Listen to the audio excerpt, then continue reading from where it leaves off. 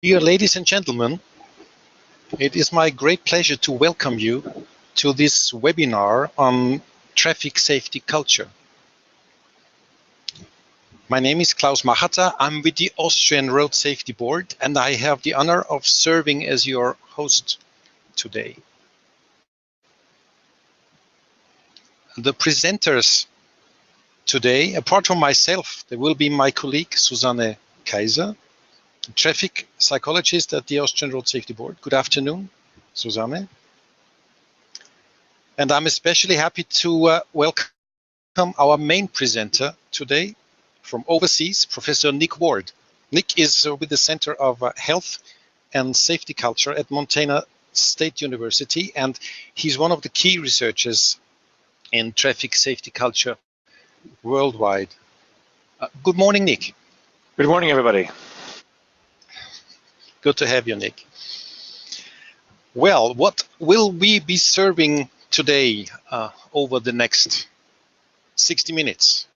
The aim of the webinar is to get you acquainted with the topic of traffic safety culture in theory and practice.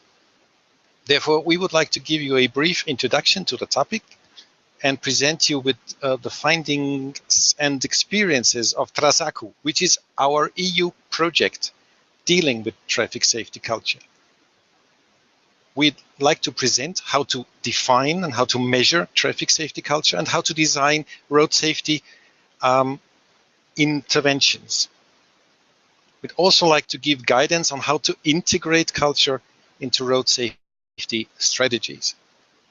Finally, we'll take some questions from you in writing. The system allows you to scribble down questions to us, which we, as time hopefully allows, will try to answer at the end of this webinar.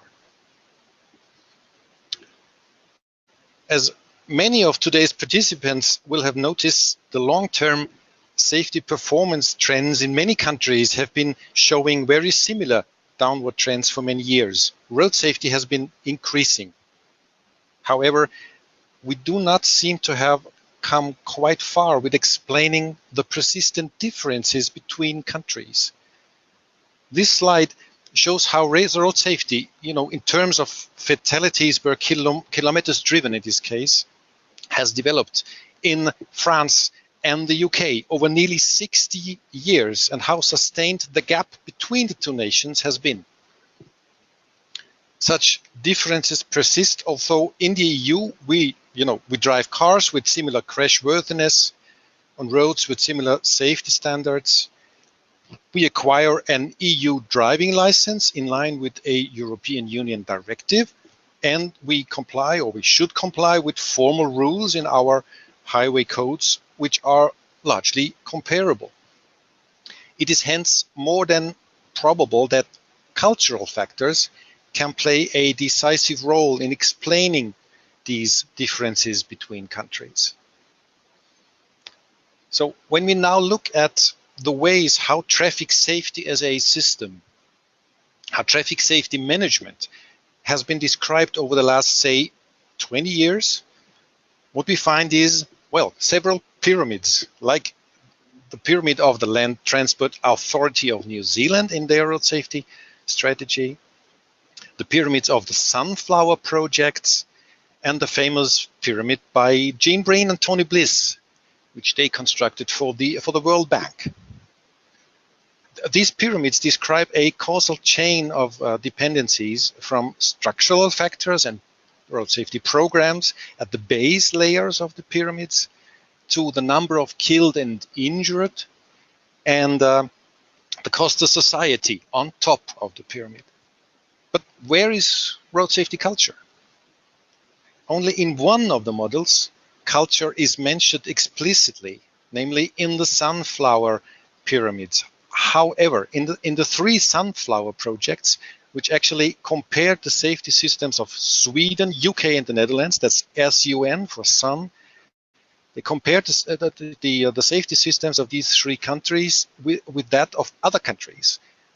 But still, no concrete advice was given on how to do anything about culture in terms of transforming it for the sake of safety. When we look at recent road safety philosophies like the safe system approach, as it has been promoted by the International Transport Forum in a recent report in 2016, culture now appears to be mentioned at various occasions. However, also there, culture remains a rather global concept, and no guidance whatsoever is given how to concretely trigger a cultural change process. It was for this reason that we at the Austrian Road Safety Board proposed to the European Commission to fund a research project in the framework of the Marie Curie, or what is now Marie Sklodowska-Curie program. The project is called TraSaCu, which stands for Traffic Safety Culture and the Safe Systems Approach Towards a Cultural Change. And the project aims at taking up the concept of safety culture, which is already well established in organizational safety research, and we try to apply it to road safety. The 3 years project started in 2015 and will actually be finalized the coming week. It involved 13 partners from across the European region and the US. It appears that introducing the concept of culture into road safety work has been initiated in the United States already a couple of years earlier, and we in Europe can learn a lot from the US in this respect. This is why we are especially happy to have Professor Nick Ward presenting at this webinar. But before Nick, my colleague Susanne Kaiser will now give you a brief overview on the research activities of the TraSaCu project and the experiences that have been made.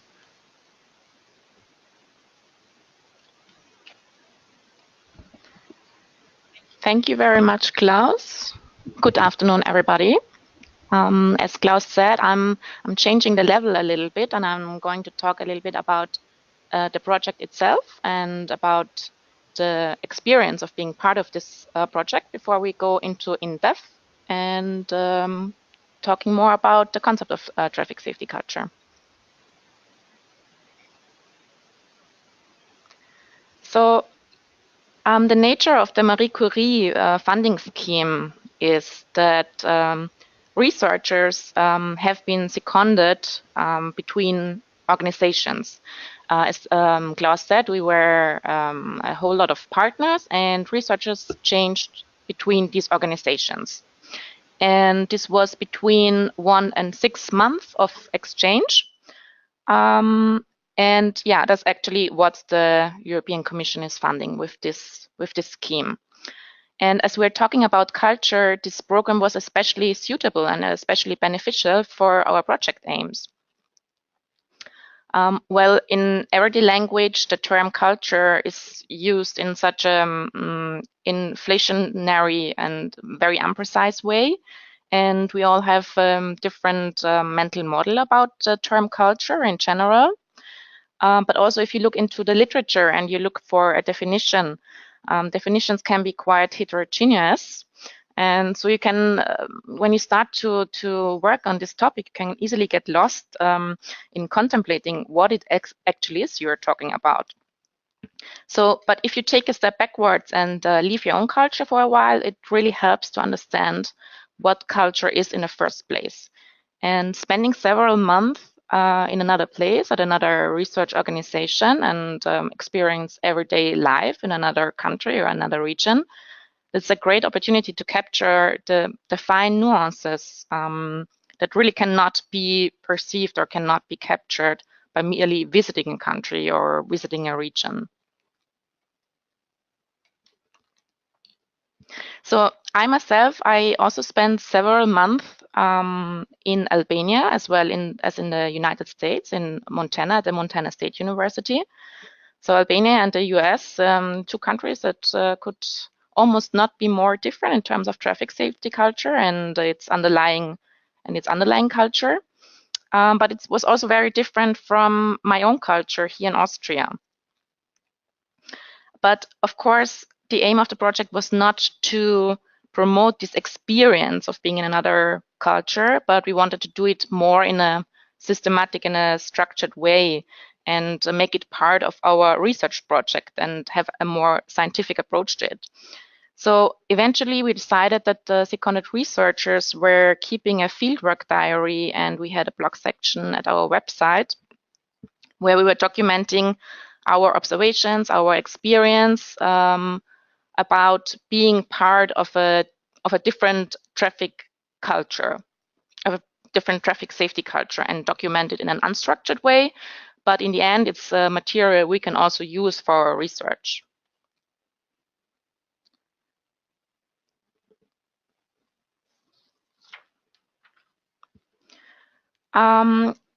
Anyway, as I said, the mere experience was not the initial aim of the TraSaCu project, but we had also a really intense work program going on.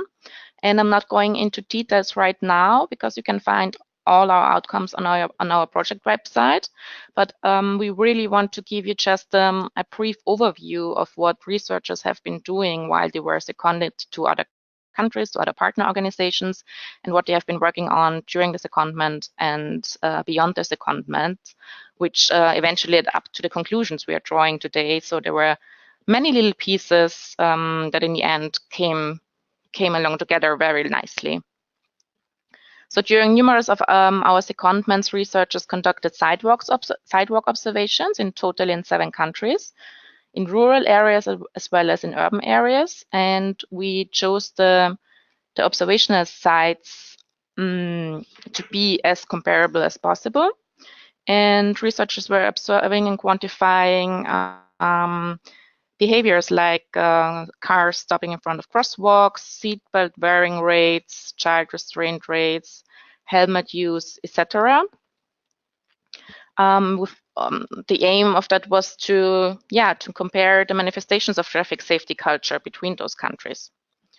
Then we had 2 colleagues who were working on a theoretical model on traffic safety culture. They used existing models like some of you might be aware of Bronfenbrenner's ecological system theory, and combined different models to a new, more comprehensive model. We were using large-scale survey data from projects you also might have heard about, SATRE and ESRA.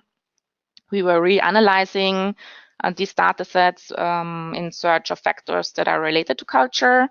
And we came up with 4 proposed constructs, which we extracted from these data sets. Many researchers were scheduling meetings with local stakeholders and road safety experts and doing interviews with them on the topic of road safety culture. We had a lot of networking activities going on and many activities more. And as said previously, you can find all the results on our project website. So please feel free to check it out. And I'd like to thank you for listening and handing over to Klaus again. Well, thank you so much, Susanne. Incredible package of activities actually in this project. Many deliverables, or everything will be available on the website. Now, let me give a brief introduction to some of the road safety related aspects of safety culture. You know, we have all been to driving schools, and we should all know to some extent what reads in our rules and regulations, and most important, what reads in our national highway codes. However, there are factors that might influence actual behavior much more than what reads in curricula and laws. One of the core findings of sociology and psychology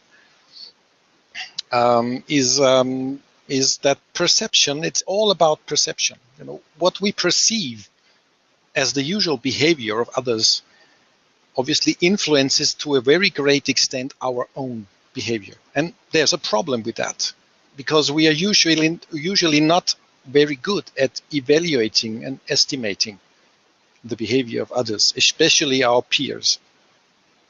There is what psychology calls the perception bias, namely an intrinsic tendency to overestimate the prevalence of the own behavior with others.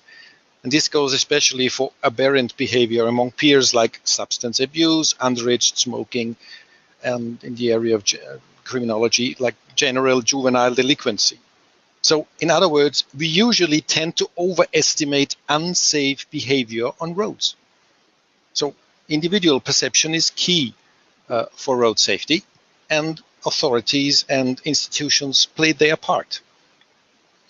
You know, our legal and enforcement regulations also contribute to forming an environment that influences our own behavior, like our regulations or fine tolerances in speed enforcement. In some countries, you know, on urban roads with a 50 kilometer per hour speed limit, you'll get fined when driving like at 53, 54, or 55. In some countries, only above 60. In others, only above 65. I'm afraid that Austria is one of the latter ones. In practice, the police fine for urban speeds of 65 and above in my country. And I'm afraid that the message that is given by this conduct is quite clear. A bit of speeding is obviously okay. Well, we as road safety practitioners, we know that a bit of speeding is not okay, as we all know, the power model. Well, anyway, also role models, such as police officers driving police cars, but also, for example, local like political leaders should exert exemplary behavior, such as using their seatbelts, avoid talking on a handheld mobile phone while driving, or driving within speed limits, at least when not in an emergency. Care should also be taken for safety advocates, like road safety institutions, to avoid language like 80% of drivers above the limit in 30 kilometer zones, or hundreds of thousands text messages sent while driving every day. Although such phrases will well make it to the headlines and raise much attention, they may counteract with the intended impact by even supporting and reinforcing what we call wrong normative beliefs among drivers about prevalence of aberrant behavior. And well, if everybody does it, why shouldn't I? But let us start with first things first. I would allow, it is now my pleasure to give the floor to Professor Nick Ward from Montana State University to get you acquainted with the theoretical foundations and the practical implications of road safety culture work. Nick, the floor and the mouse pointer is yours. Lovely. Hopefully this mouse pointer will work for me. Hello again, everybody. I'm very pleased to be able to present with you today along with the team from TraSaCu. Very much enjoyed working with them during this project and having the pleasure to visit Vienna on a number of occasions. My goal for this section of the presentation is just to give some theoretical overview of traffic safety culture and then conclude with some practical discussion of how this concept can be used in planning for traffic safety. One of the first things that we need to recognize when we start talking about traffic safety culture is why is culture important and relevant to us as humans. And one of the fundamental reasons for that is that a lot of the basis for how we define ourselves is how we identify with the groups we belong to. So a very important component of our self-identity is how we see ourselves belonging to and connecting to different groups in our social environment, such as our family, our friends, our classmates, belonging to our neighborhood, belonging to our community and fellow citizens in our community. And our self-identity works through the context and the role of the behaviors we're engaged in. So sometimes we're doing things where our membership with our family is most important. Sometimes we're doing things where our membership amongst work colleagues is most important.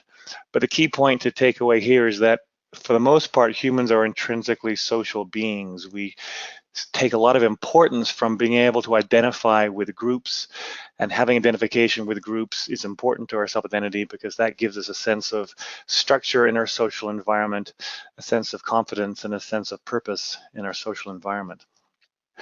So if we recognize that human beings are intrinsically social by nature, and membership with groups is important to our self-identity, we begin to need to ask the question, what does group membership mean, and how do we define this concept of culture, which is essentially the bonding concept within groups to which we belong.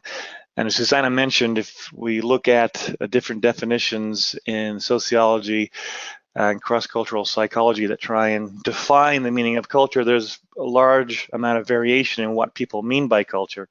And ultimately, the recommendation from that literature is to choose a definition that's suited to your purpose. And in traffic safety, the purpose of considering the concept of culture ultimately is to change behavior and actions amongst road users to improve safety.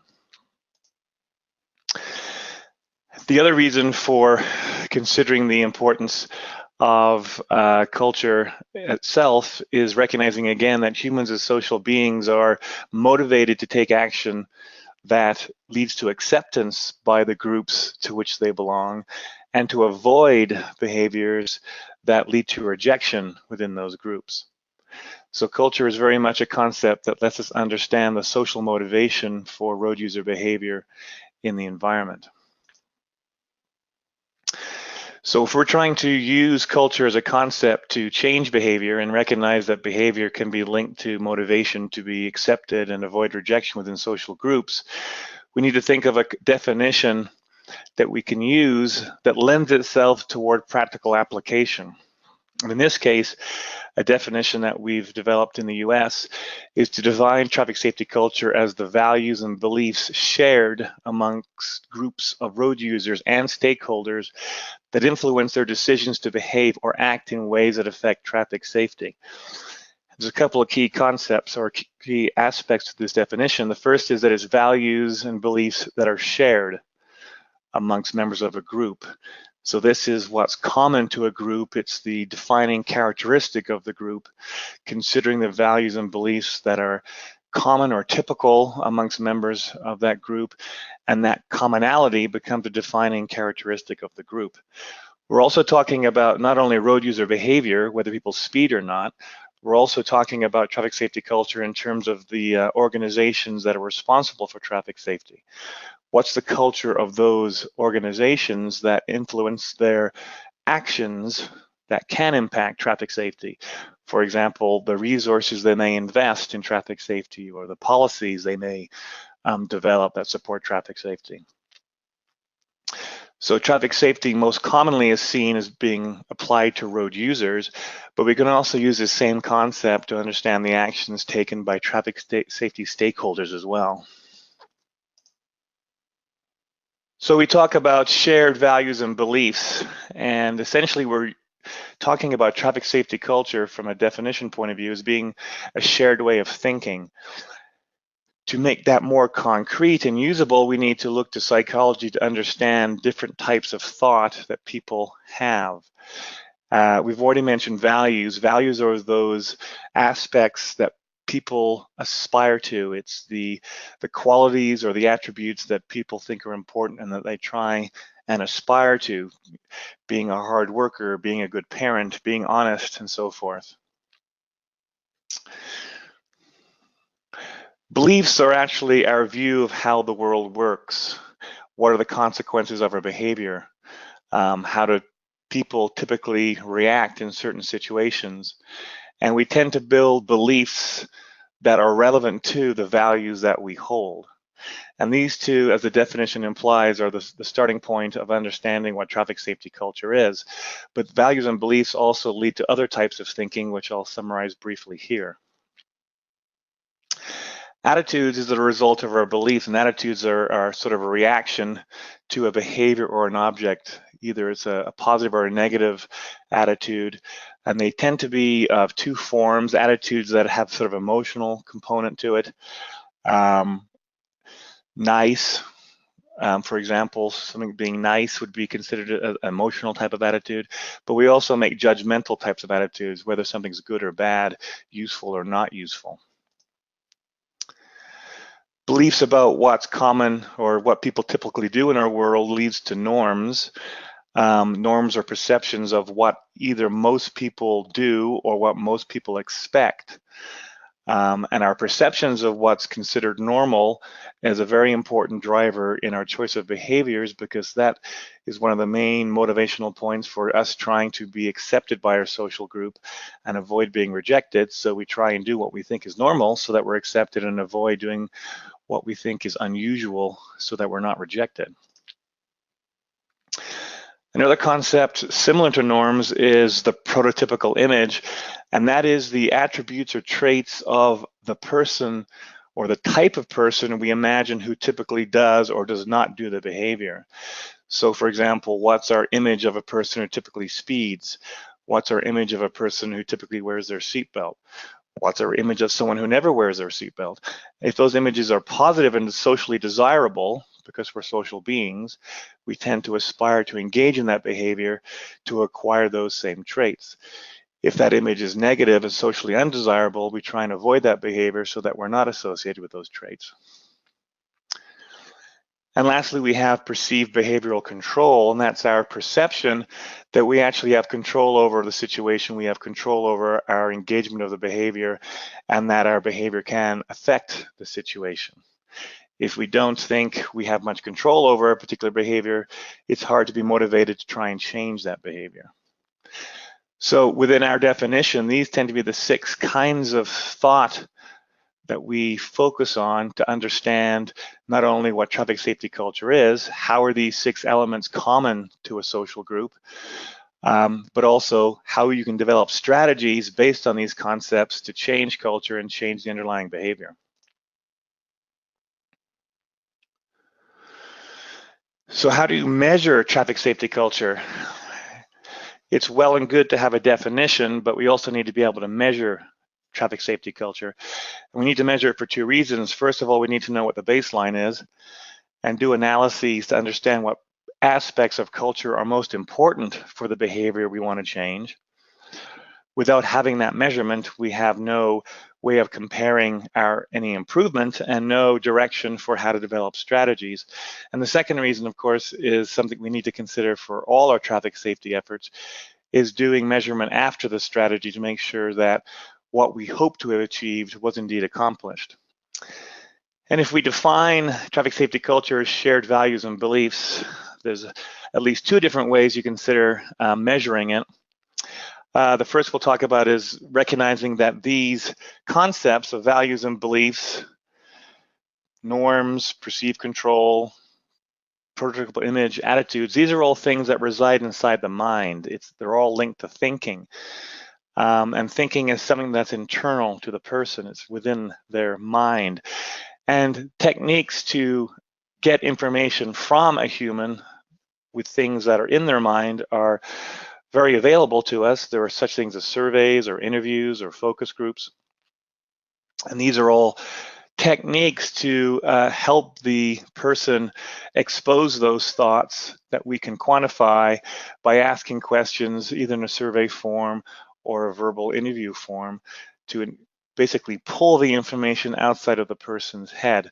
Self-report data can sometimes be questionable if there's a possibility a person for social or image reasons might want to bias the truth or withhold the truth, but we can develop survey and interview techniques that can monitor that possibility. The other way of measuring traffic safety culture that some people propose is to not worry about what people are thinking, but just observe what they do. So to infer traffic safety culture from observed behaviors. The problem with that inference is that sometimes the behavior you observe is not the result of what someone's thinking. It may be the result of some external constraints. So it's sometimes problematic to infer what people think, to infer culture from behavior. For example, if a local law enforcement agency reports that speeding tickets have gone up, you could infer that the culture of speeding, how people think and believe about speeding has gone up, when in fact the truth is that law enforcement agency just happened to have more resources invested in that period to enforce speeding and had more speeding tickets because they were trying harder to find speeders. It has nothing to do with the speeders themselves or the culture of speeding. It's simply the the result of greater external resources to enforce speeding. So sometimes using behavior may seem appealing as a way to measure traffic safety culture, but there's always a danger to infer the underlying reasons, the underlying culture for those behaviors. So a combination of the two is probably what's recommended. Having a definition and having a way to measure, we also need to have a model which relates culture to the behavior we're trying to change. We're in effect trying to have a predictive model of traffic safety culture. Here we have a simple model based on a number of psychological theories for human decision making, where we have on the green and the blue on the left all those different components of culture as shared values and beliefs we've discussed, predicting the willingness and intention of people to engage in risky or safe behavior. And this model does a couple of things. One is it allows us to actually structure how we develop measurement tools. We need to develop ways of measuring each of the boxes that you see in the model. So it provides a framework for developing measurement instruments for traffic safety culture. And the arrows in this model are also hypothesized relationships between components. So it also helps us guide our analysis methodology to provide a rational way of analyzing our data. And the key purpose, as we'll see in a little bit, is to identify which of these boxes, the green or the blue boxes, which of those are most strongly related to willingness and intention to engage in those behaviors. And once we know from the analysis which of those boxes have the strongest influence, we can then devise strategies to change that willingness and intention.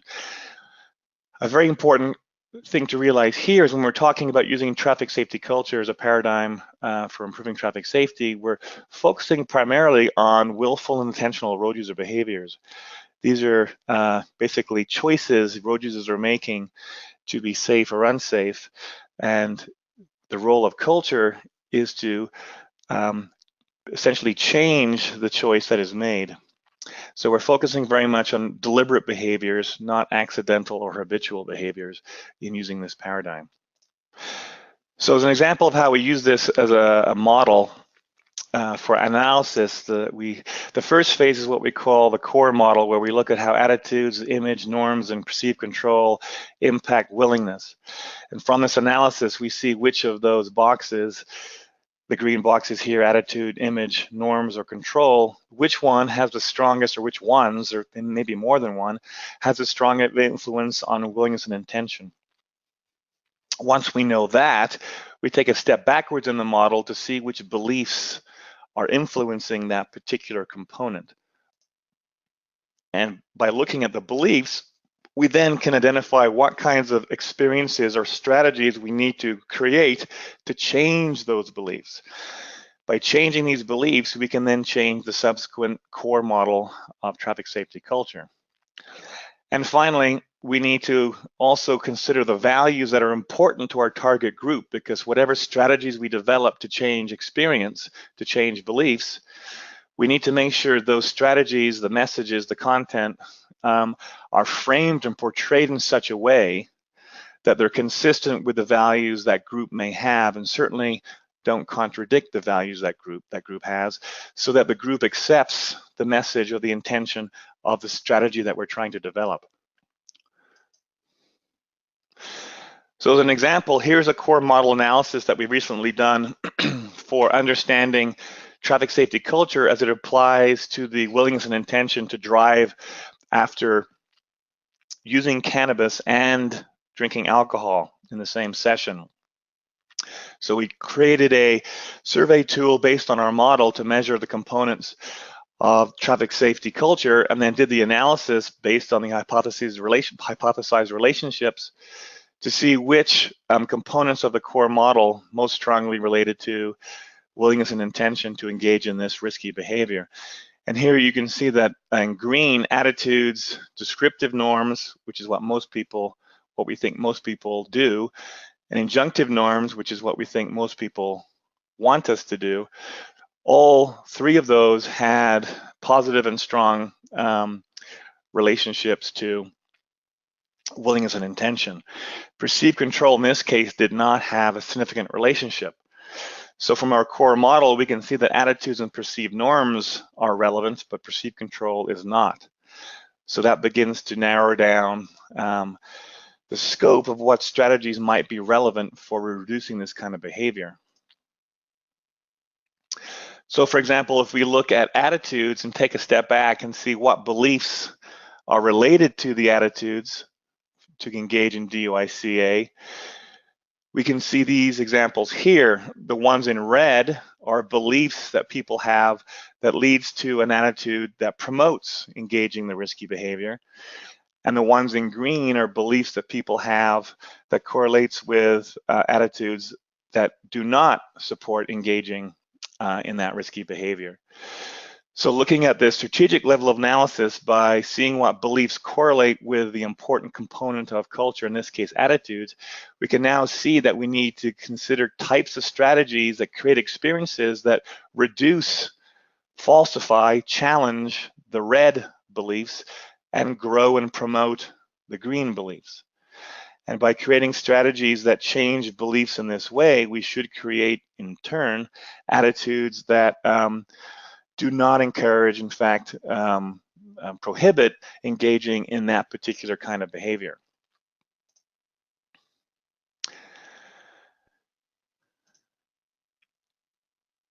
Finally, we can look at values and the role that values have in this whole process. And I'll now give you an example of how we could use this in a different example. So in the example we just looked at with driving under the influence of cannabis and alcohol, we saw that attitudes and norms had the strongest impact. So we then look strategically at what kinds of beliefs correlate, for example, with attitudes and propose strategies that could change those beliefs, thereby creating attitudes that don't encourage that kind of behavior. In fact, creating beliefs that encourage the opposite, not engaging that behavior. But we also need to consider the values of cannabis users as our target group and recognize we need to create strategies that align or consistent with what values are most important to cannabis users. And here's an example of some other work that we've done that lists around the outside of the graph a number of values, and we see the dark black and the dark gray are the lines of cannabis users, and the light gray is people who do not use cannabis. And we can see there's several values that really differentiate cannabis users from non-cannabis users. So for example, enjoyment of life is much strongly reported by cannabis users. So whatever strategies you develop to change their beliefs and ultimately change their willingness and intention to engage in DUICA, this target group needs to recognize that your strategy is aligned with enjoyment of life. So somehow within the framing and messaging of your strategy, it needs to be from promoting enjoyment of life. Conversely, cannabis users are value much less conformity. So you want to avoid any hint that your strategy is framed around a conformative kind of frame, because that would be perceived as unacceptable to your users. So I want to give another example using a different kind of concept, a different behavior. In this case, it is a seatbelt use. So if we consider seatbelt use, and if we do the work with the model to measure culture and analyze culture to see which components of the cultural model are most relevant, one thing that's relevant is the prototypical image. And here we have an example of a media messaging used here in Montana to encourage seatbelt wearing by highlighting the positive attributes of people who typically wear seatbelts, with the hope being that the target audience will try and engage in that behavior because they want to be associated with that positive image. This is actually a campaign that was designed for tribal communities where rodeo champions are very highly regarded, very positive, healthy, strong image. And here they're linking the rodeo championship belt with the seat belt, and trying to have the positive attributes of being someone admired like a rodeo champion linked to the imagery of someone using a seatbelt all the time. And in fact, each tribe has their own poster because each tribe has their own particular rodeo champions.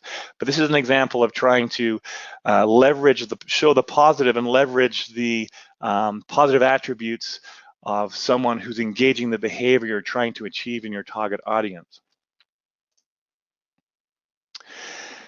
Perceived norms, that's what most people do. In this case, this is the descriptive norm. This is another Montana example. If you do the analysis again as to why people do or don't wear their seatbelt, one reason that people say they don't wear their seatbelt is that they assume most other people don't wear their seatbelt. And that's an example of a perception bias that Klaus mentioned. People are misperceiving that it's common not to wear their seatbelt, when in fact, the actual norm is that most people do. In Montana, almost 80% of people wear their seatbelt. So here's a messaging campaign. We're actually trying to correct the misperception and show very positive news that most people do. So you should too, if you consider yourself to be a true Montanan. So those two examples of actual campaigns that were developed here in Montana that apply to two key components of this particular model, the image and the perceived norm. And finally, we mentioned before with the cannabis and alcohol example, the need to frame messages that are consistent with the values of your target group. This is not a Montana example, it's actually an example from England, but it's an example of seatbelt messaging that aligns with very strong, very common values that most people have. And this is the value around family and protecting family. So in this case, the message clearly relates wearing a seatbelt to achieving the important value of protecting family. And the goal, therefore, is to have people engage more in the behavior wearing a seatbelt because it is consistent and does support a value that most people does share. So when we use the traffic safety model, we also need to shift our sort of perspective on how we apply traffic safety strategies. Typically, in traffic safety, we focus at the individual level where we're trying to change the behavior of the individuals that are engaging in the risky behavior. But in the traffic safety paradigm, we're also trying to recognize what actions can families, workplaces, communities, and other layers of what we call the social environment, what can those different layers of the social environment do to support the goal of changing individual behavior? So as a simple example, we can try and develop campaigns and strategies to affect young teen novice drivers, but what can we do to actually change the culture of their families and their friend groups so that the families and friend groups engage in behaviors that also support the individuals being safer? So for example, how can we change family culture so families create family rules around distraction, where everybody signs an agreement in the family and support each other as family members not to engage in distracted driving, and indeed empowering teen friend groups to ask each other when they're passengers, asking their friend, the teen driver, not to use their cell phone or be distracted by driving. So an important aspect of the traffic safety culture approach is not just to focus on the individuals who are engaging the behavior, but also to help create cultures at the other layers of the social environment so they also engage in actions at those layers that support our ultimate goal. So this is an example of a campaign that was trying to engage passengers to stop the drivers from being distracted. And although we don't see any sound here, what you're seeing is the driver reaching for their phone when they're getting a call, and the passenger is intervening by holding their hand so they can't answer the phone and be distracted. And it's doing this behavior in a sort of an amusing, supportive kind of way, which makes it more palpable than just yelling at the driver to not use the phone. So this is a New Zealand campaign promoting, encouraging other people to be safe, using other layers of the social environment to ultimately help the individual be safer. We've talked a lot about changing the culture of individuals using different forms of, for example, social media. But there are other things that we can do to also promote a safer traffic safety culture. This is an example out of Australia using connected vehicle technology to promote greater social connectedness amongst road users while they're driving. It's been recognized for a long time that driving is a fairly anonymous task. Everyone's out on the road in their little mobile black boxes, not knowing who's next to them, only worried about their own self-interest because they're anonymous and they have no social connection or no social identity with any of the people driving around them. Well, connected vehicles, this is a concept of using connected vehicle information to actually break that bubble to make people driving on a road together more socially connected or more socially aware of each other. And by making a move from anonymous driving to socially aware driving, people are expected to drive more cooperatively and support each other in being safe. So a couple examples shown here. The top example is you could, using connected vehicle technology, tell the driver something about the social relevance of other people around them. For example, they may support the same team as you, they may have gone to the same school as you, and by using socially relevant information, you then can actually highlight the social identity and the social connection that people might have and encourage people to behave in a socially responsible manner. The example below is basically how many people they know in common. So it begins to sort of show this sort of group affiliation aspect to it. Again, trying to trigger more socially motivated behavior and avoid the typical anonymous driving environment that we currently exist in. Another thing we can do is change our road environment. This is an example from open space where on the left we traditionally have traffic environments created that have a high degree of certainty, no need for social interaction, because we simply follow the lane markings, the signs, and the traffic lights. There's no need to actually interact with each other like we typically do when we're in other environments, like a grocery store, walking down the aisles. We're looking at each other, we're negotiating who goes first, we're moving out of the way and apologizing, making eye contact. In lots of other social environments, we interact one-on-one with each other to negotiate the situation, but in traditional traffic safety infrastructure design, there's no need for that because the environment's designed to remove uncertainty and to tell you what to do through signing. Where on the right, all that's gone, and now we're forced to go back to social interaction as a way of negotiating the driving environment.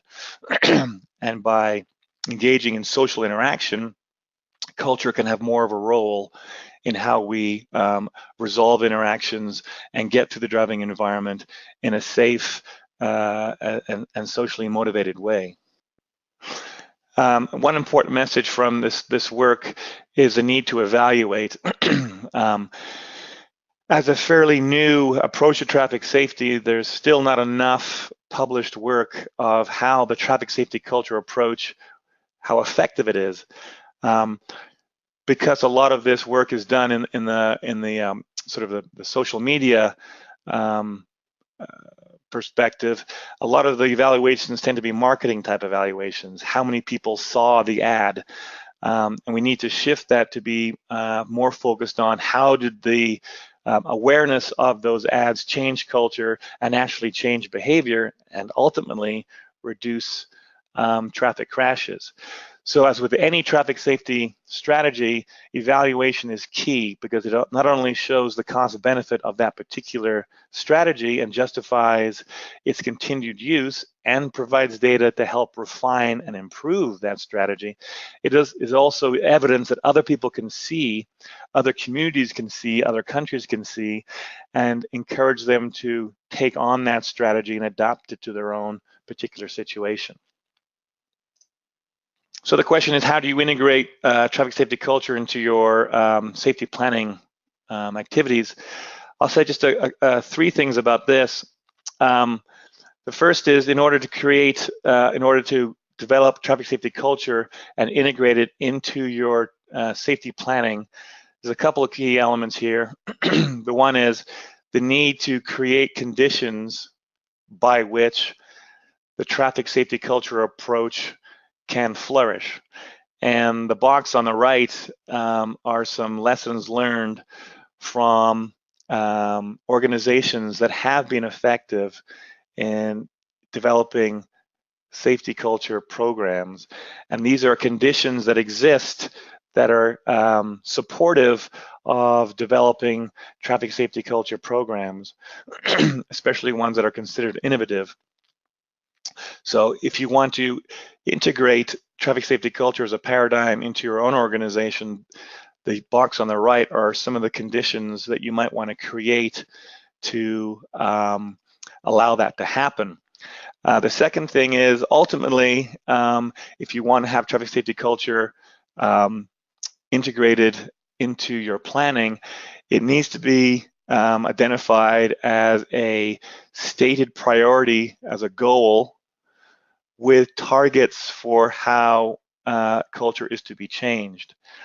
So that is to say, using traffic safety culture as part of your traffic safety planning, increasing traffic safety culture needs to be stated as a goal, and there need to be ways of measuring that so you monitor changes in culture just like you currently do with changes in actual traffic fatalities and serious injuries. So traffic safety culture as an outcome measure needs to have equal weight to measuring the actual numbers of traffic safety traffic crashes.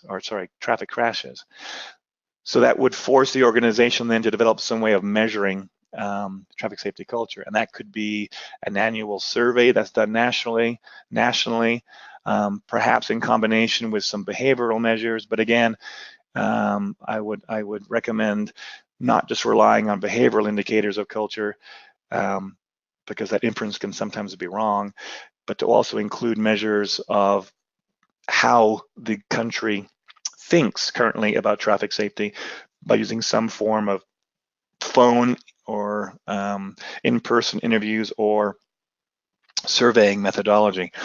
And the third thing that's needed in integrating traffic safety culture into safety programs is some kind of process through which culture can be changed. It's not just a matter of putting a poster up and expecting culture to change and behavior to change. There's actually a process that one needs to go through in order to ensure that your traffic safety culture strategies, your traffic safety culture programs are successfully developed and successfully implemented. And I won't go into too much detail right here, but suffice it to say that one needs to recognize that it's a process, to have a process in place, and to move through this process as one begins to recognize the need for and develop strategies that can change culture. Here, for example, is a process that we use, just simply talking about the first three steps: planning and advocating within the organization for the need to consider culture and to change culture. Second step, to actually do the baseline assessment of culture and the analysis of the core model to see what components of culture are driving the behavior we're trying to change. And three, developing common purpose amongst all the stakeholders across the social environment in efforts to achieve changes in that culture and the behavior. 4 and 5 are developing strategies based on the analysis of that baseline survey, and then piloting those surveys to learn from pilot data how they can be approved, and then continue to move through the process. So it's important to actually have a process in mind, a formal process that we consistently go through when we're trying to develop strategies to ensure that they are ultimately highly effective. And part of that effectiveness is that they actually fit into the local community, the local culture. And this process is a way of making sure that they're effective because it deliberately engages with the community to understand the community culture, to have the correct stakeholders in place, and therefore ensure that the strategy is consistent and compatible with that local community culture.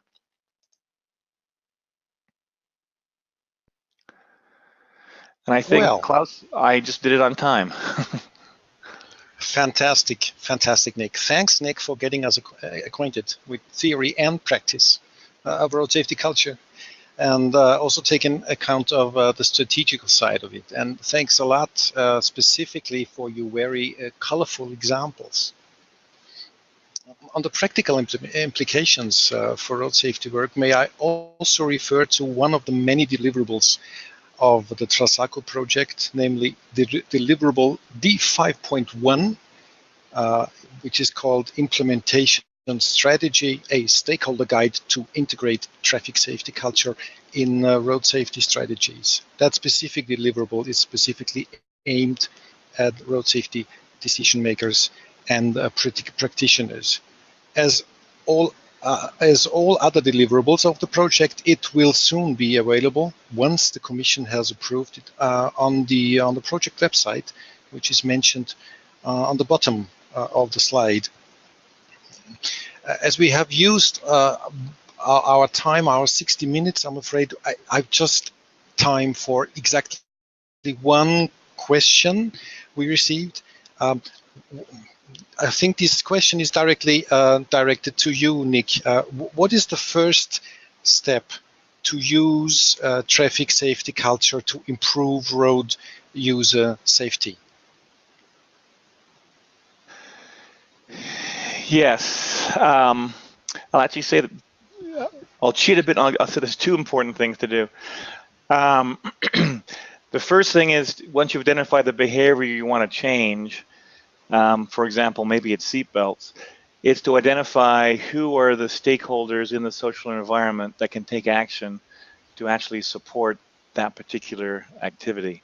So if you're looking, for example, at teens wearing their seatbelts as novice drivers, rather than just thinking about teens as being the target group, what other groups can support teens in being successful? For example, family groups, school groups, sport groups, and so forth. So to start thinking about not just the individuals you're trying to change, but the other groups in the social environment that can also support that goal. And then second would be to actually develop a survey tool from which you can develop a good baseline measure of the cultural factors that are leading to low seatbelt use. Because without understanding what the actual culture is, it's hard to move forward.